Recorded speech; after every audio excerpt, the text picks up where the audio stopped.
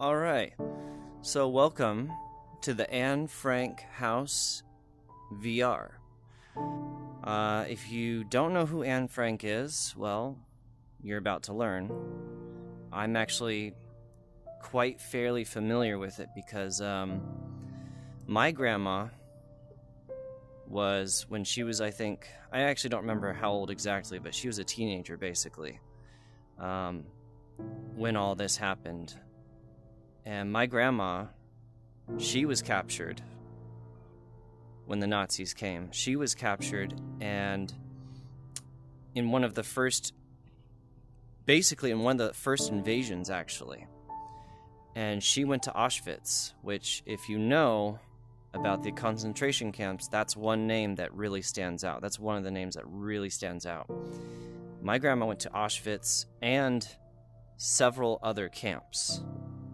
And obviously she survived because, well, I wouldn't be talking today if it wasn't for her perseverance, her cleverness, her smarts, and just honestly her will to survive no matter what it took. And my family is alive basically because of her. My line would have ended, like, done, pretty much. So, I mean, I don't want to get emotional or anything, but goddamn, there's a lot of people out there, and I'm only going to talk about this for just a second. There's a lot of people out there that, maybe not a lot, there's a small and loud group of people that believe that this is just horse shit, didn't happen, or that it was basically way over exaggerated. No. There's photos, there's video, there's documentation, there's testimonies. Like, it's crazy.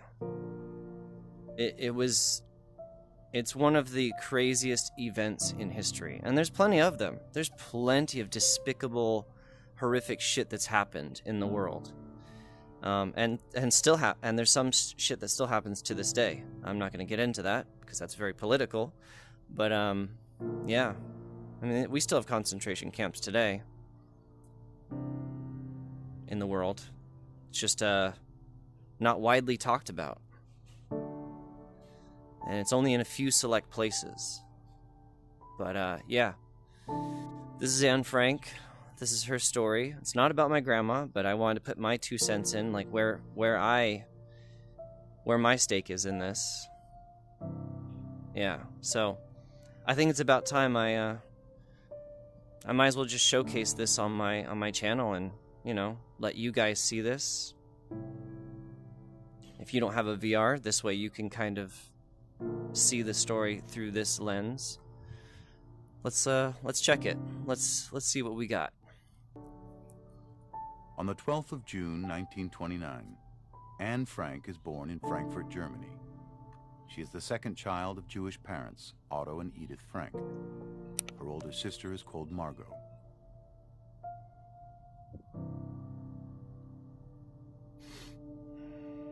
Three years old. I can't even imagine. In 1933, when Anne is 3 years old, Adolf Hitler and the Nazi Party rise to power in Germany. The Nazis, building on existing anti-Jewish sentiments, blame the Jews for many of Germany's problems, and Hitler's government soon passes laws that turn Jews into second-class citizens. It's fucked up.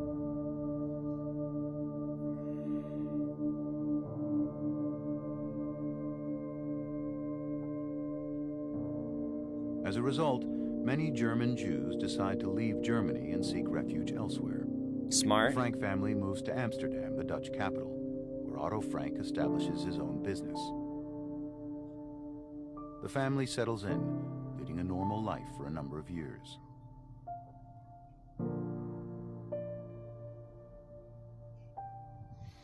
So she's probably still very young at this point. But then, in May 1940, shortly after the start of the Second World War, Nazi Germany invades the Netherlands. It installs an oppressive regime and starts isolating the Jewish population. In 1941, the situation worsens as the Nazis start to carry out raids, arresting Jewish men and transporting them to concentration camps in Nazi Germany. For forced labor, basically slave labor.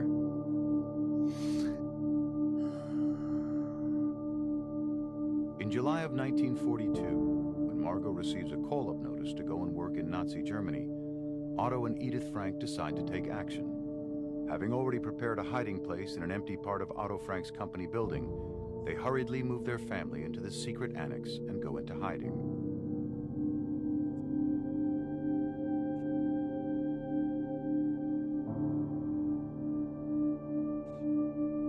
If only it ended with just... Here, the Frank family is soon joined by 4 other Jewish people. Otto's co-worker Hermann von Pels, his wife August, and their son Peter, and one of Otto's friends, Fritz Pfeffer. That's a lot of people in a hidden attic. That's a lot of people. In a stuffed attic. It is this group of 8 people that will live together in the small annex for more than 2 years, sharing the burden of living in hiding with the constant fear of being discovered. All this time, they are cared for by 6 helpers, trusted employees of Otto Frank, who supply them with food and other necessities. I can't even imagine being in that situation. During this period, Anne, then a young teenager, keeps a diary, writing about her feelings and experiences in the annex, about the events taking place in their secret hiding place. Also to keep her sanity. Behind a revolving bookcase. It's like a movie. A hidden bookcase. Or secret bookcase. Door. Oh, crap, you can actually move around in it. Okay. Oh, I'm sitting down, so... Countless friends and acquaintances are on their way to a horrible destination. Night after night, the green or gray military vehicles drive by, ring every bell to ask if Jews live there. If so, the whole family has to go along right away. If not, they move on. No one can escape their fate unless they go into hiding.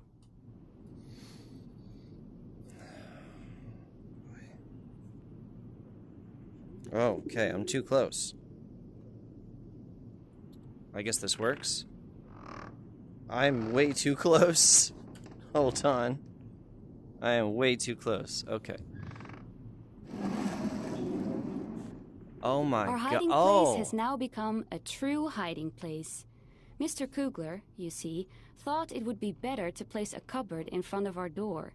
But then, of course, a cupboard on hinges that can open like a door. Now, when we want to go downstairs, we have to duck first, then jump. After 3 days, we were all walking around with bumps on our foreheads, because everyone kept banging their heads against the low doorway. Peter then made the door frame as soft as possible by nailing to it a cloth full of wood shavings. We'll see if it helps. Jeez. Trying to make your life as comfortable as possible while people are hunting for you. That's just crazy. And you can't romanticize this shit. This is horrible shit. Yeah. Oh, my controller died.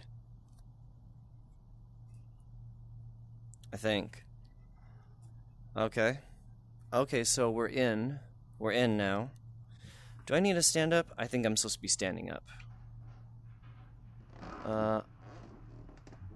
Do I go here? I'm in the staircase now. Oh gosh. I don't.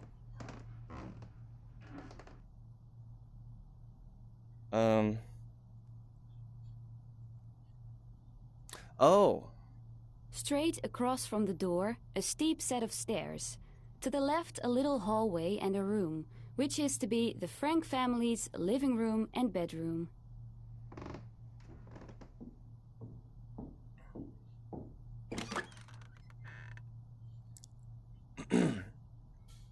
Move to feet marker on the... Well, that's behind me. Well, there's a bed right there. I can't...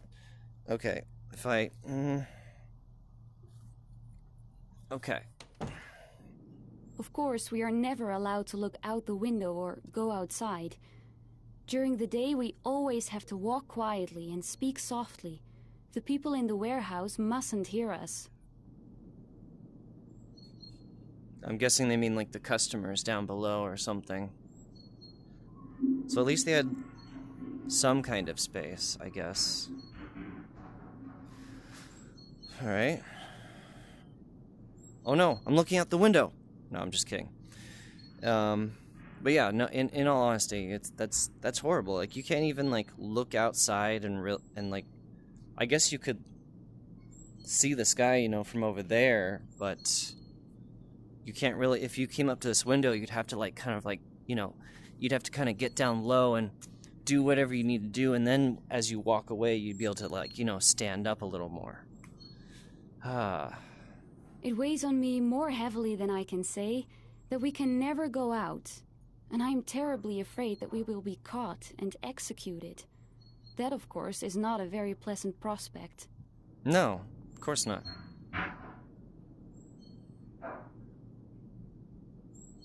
We always look forward to those Saturdays, because that's when the books arrive. Normal people don't know how much books mean to someone who is locked up. Reading, studying, and the radio are our only distractions. So it's like prison, basically. I mean, prisoners usually like having books because, I mean, it's something for your mind to consume. And the mind does need to consume information. It's terrible being sick in here. Whenever I had to cough, I would crawl down deeper under the blankets and try to quieten my throat as gently as possible. But enough about being sick now. I'm feeling dandy again. I've grown half an inch, put on 2 pounds, pale and eager to learn. Oh, man. That's just... Ow. I just hit something. Move feet to marker. Okay, well, I have to sit down in order to get in that spot, so... Then I guess we're standing back up. With its stern walls was very bare until now, thanks to Father, who had brought my whole collection of picture postcards and movie stars here beforehand. I have been able to treat the walls with a pot of glue and a brush, and so turn the entire room into one big picture.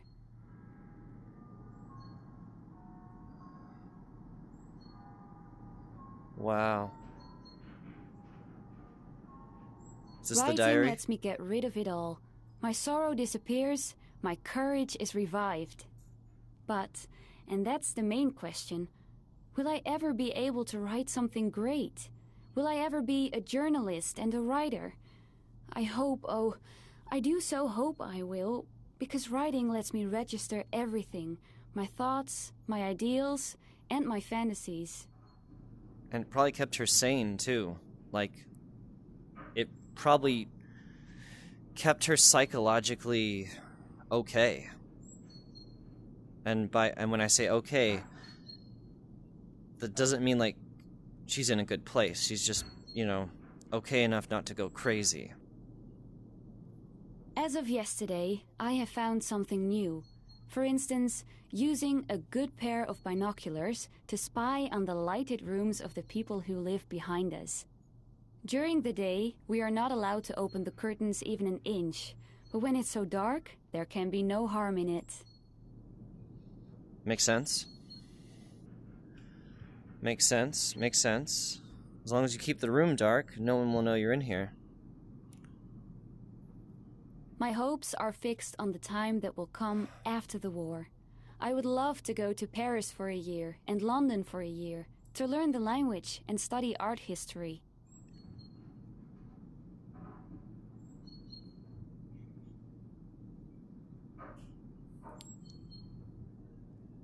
Why does she look like the Joker?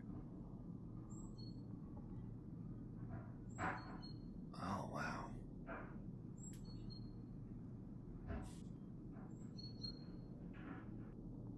toilets.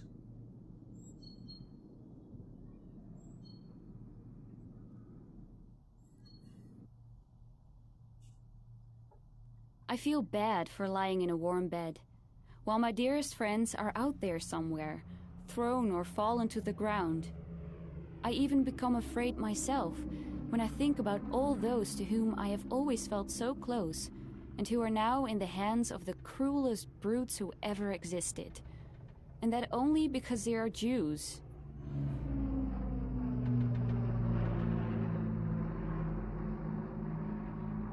I don't know if you hear that. There's planes. Planes going overhead. Okay, and we sit. Margot and Mother are on pins and needles. Shh, Father. Quiet, Otto. Shh. It's 8:30. Come here now. You can't run the water anymore. Walk quietly. These are the various cries that go out to Father in the bathroom. At the stroke of 8:30, he must be in the room. Not a drop of water, no walking, everything quiet. When there's no one in the office downstairs, everything sounds so much louder in the storeroom. Yeah, that makes sense. So they can't use... Wow, that's what toilets used to look like. Holy crap. So the basin would be up there. That makes sense. Okay. I have changed, and very thoroughly too. Totally and in every way.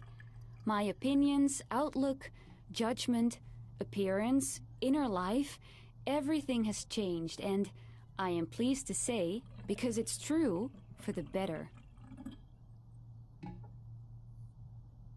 Damn. Like she was actually able to grow and self-reflect along with not going, you know, mad with anger, hate, and fear, and everything that comes with this.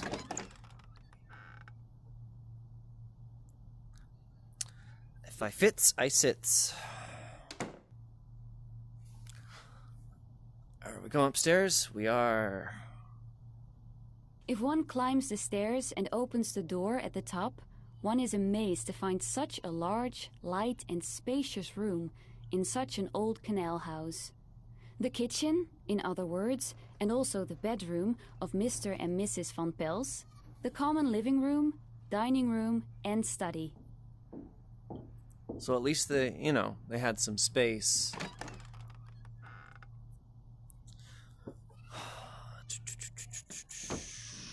That difference, that huge difference, is Wow. always there. One day we're laughing about the ridiculous side of being in hiding, but the next day, and for many days after that, we are afraid. You can see the fear, tension, and despair on our faces.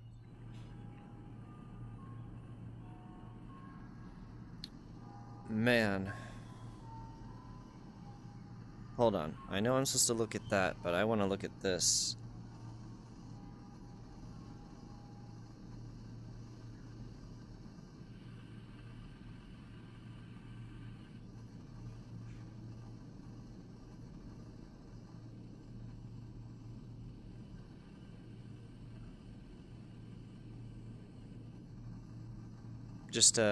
I'm just soaking it all in.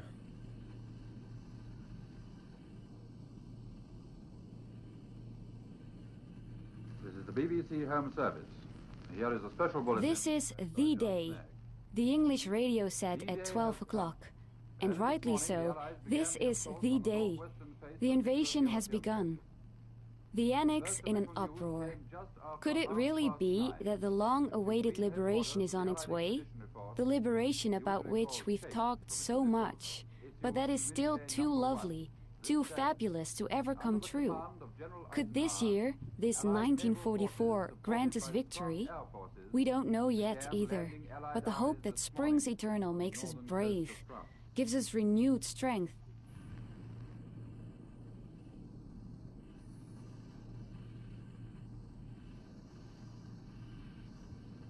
Oh.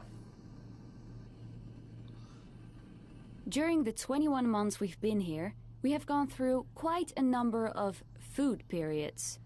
By food periods, I mean periods during which one gets nothing else to eat but a certain dish or certain vegetables. It is not nice at all to have to eat sauerkraut, for example, every day at lunch and at dinner again. But when you're hungry, there are lots of things you put up with.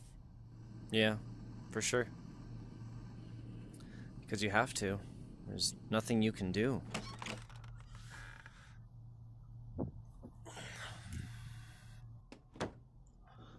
When you knock on his door early in the evening and hear someone quietly call out, "Yes, yes," then you can be sure that when you open the door, you will find him peeking out at you from between 2 steps of the stairs to the loft, and that he will usually continue with a rather welcoming "So."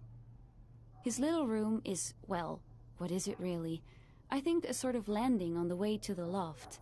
Very small, very dark and very humid. But he has made it into a real bedroom. Ah. I mean, you gotta make do with what you have. Whenever I went upstairs to Peter's room, by daylight, I always found the atmosphere very cheerful. I watched for an opportunity to remain in the room unnoticed and to get him talking, and yesterday that opportunity arose. Peter, by the way, has suddenly developed a mania for crossword puzzles and does nothing else these days. I helped him with it, and soon we were sitting across from each other at his table, he in the chair, me on the divan.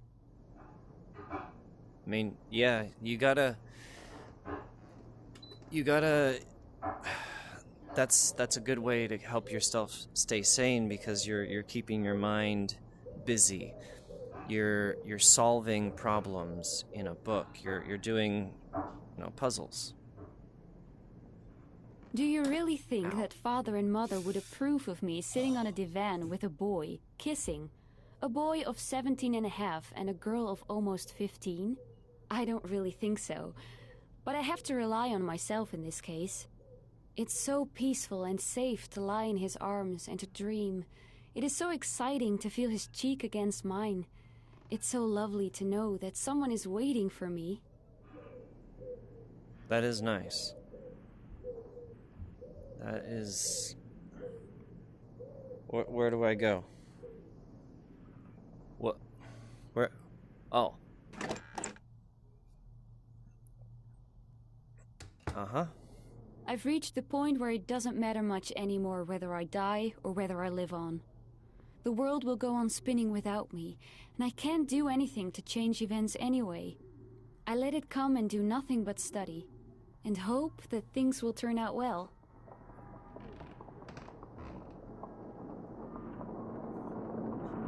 Man.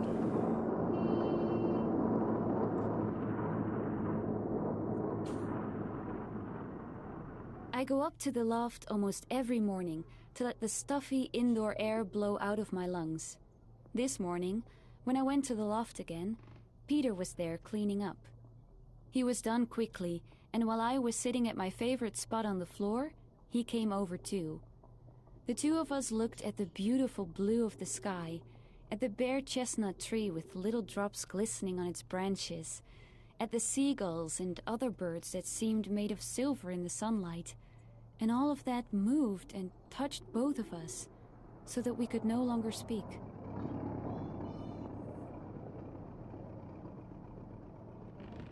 That is the difficult thing these days. Ideals, dreams, lovely expectations barely rise up before being struck down by the most horrible of realities, and so destroyed completely. I see how the world is gradually being transformed into a wasteland. More and more loudly, I hear the incoming thunder that will kill us too. I feel the suffering of millions of people, and still, when I look at the sky, I think that all this will finally turn out for the good. That this hardness too will stop. That calm and peace will return to the world order. In the meantime, I must keep my ideals high and dry. In the days that are coming, I may actually be able to carry them out. Damn. Oh my word. On the morning of the 4th of August, 1944, the hope Anne is holding on to is suddenly all lost. The hiding place is discovered, and police barge into the annex, arresting everyone.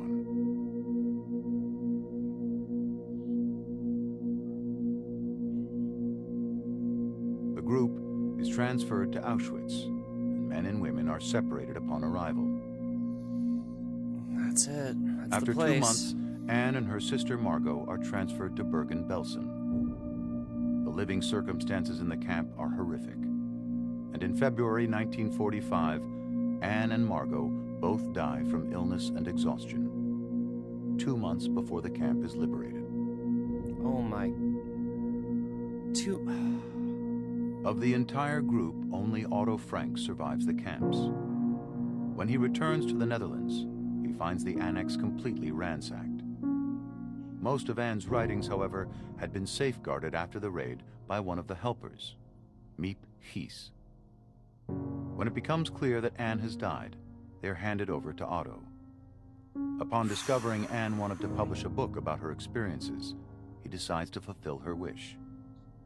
In 1952, Diary of a Young Girl is published in English. It will become one of the most read books in the world, translated into more than 70 languages. Wow. 70? Holy moly. I don't want to have lived in vain. I want to go on living even after my death. Oh, you definitely did, Anne. You did everything you could to stay alive, stay sane. Her message is as important today as ever, as the world grows more separate and we think in terms of them and otherness. Or, them and us. We need to... Oh, shit, I didn't read it. A bright spark blown out far too soon by the bad in this world. Let's light it again by loving all that she would have loved in our lives. Shit. It still gets me. We have to fight together for a world where everyone is accepted. Don't ever look down on people. All human beings are equal. Yeah? Everyone has the same value. The question is, are we doing enough in our daily lives to make sure this doesn't happen again? It's still happening. Just not on the same scale. Well, actually, you know what? I don't know the scale. The power of the written word, the power of the human condition, the power of authentic connection, and a message of hope touches generations far beyond the narrow, dark rooms of the annex. Thank you for preserving and sharing this. Anne Frank is a reminder that we are all human, and that we as a world should never allow the persecution of others, of no group, of no people. Words and prejudices lead to actions, and actions lead to atrocities. Her message is as important today as ever. As the world grows more separate and we think in terms of them and otherness, we need the reminder that we are more alike than different. Together, we are stronger. We can create light where there is darkness. Okay, so it's just repeating. But at least we got to see that one again. Damn. Yeah, this still hits me. Even though I know a lot of the history, and I'm no expert. Let's just be very clear. I am no expert. But my life is a part of this. My family was involved in this.